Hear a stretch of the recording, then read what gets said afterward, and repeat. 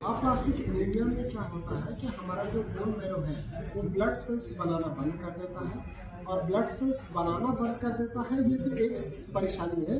दूसरा, वो blood cells को मार भी डालता है। तो प्लास्टिक एनीमिया के मरीजों को हर महीने 3 से 4 बार ब्लड चढ़ाना पड़ता है, प्लेटलेट्स लगवाना पड़ता है और उसका जो इलाज है एटीजी ट्रीटमेंट या बोन मैरो ट्रांसप्लांट वो बहुत महंगा खर्चीला होता है। उसमें मरीज बहुत परेशान हो जाते हैं।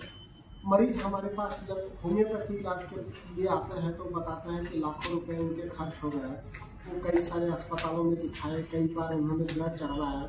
तो हमने मध्य प्रदेश शासन को पत्र लिखा, उत्तर प्रदेश शासन को पत्र लिखा, गुजरात शासन को पत्र लिखा और उसमें ये मांग किया कि ये जो बीमारी है इसके लिए आर्थिक सहायता सरकार से मिलनी चाहिए। सरकार से कैंसर के लिए, किडनी की बीमारी के लिए, हार्ट की बीमारी के लिए पैसे स्वीकृत होते थे, ये मेरी जानकारी में है। तो मैंने ये मांग किया कि प्लास्टिक एनीमिया जैसी गंभीर बीमारी के लिए भी सरकार से वित्तीय सहायता दी जानी चाहिए। अभी मेरे पास एक मरीज आया जिसने दिखाया कि उसको प्रधानमंत्री राहत कोष से 3 लाख रुपए स्वीकृत हुए हैं।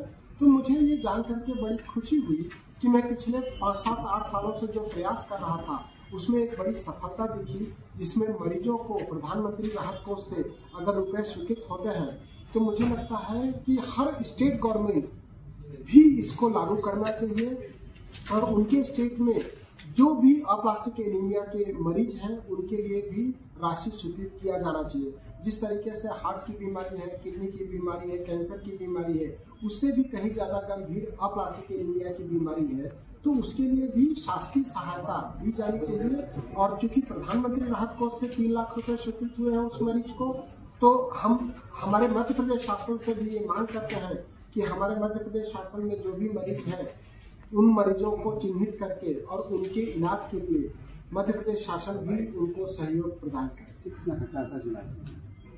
मरीज लोग मुझे आकर के बताते हैं कि वो लोग एटीजी कराने जब जाते हैं तो एटीजी का जो ट्रीटमेंट होता है वो अलग अलग अस्पतालों में बताते हैं कि 5 लाख से 15 लाख रुपए तक खर्च होते हैं। और जब उनको डॉक्टर लोग बता देते हैं कि बोन मैरो ट्रांसप्लांट कराना पड़ेगा, तो बोन मैरो ट्रांसप्लांट का जो खर्च है वो और अधिक होता है। कई अस्पतालों में 15 लाख से लेकर के 50 लाख रुपए तक खर्च आता है। जब मरीज ये खर्च नहीं उठा पाते हैं और उनको कहीं से कोई सहायता नहीं मिलती है, तब वो लोग हमारे पास होम्योपैथिक ट्रीटमेंट के लिए आते हैं और हम लोग होम्योपैथिक दवाइयाँ देते हैं।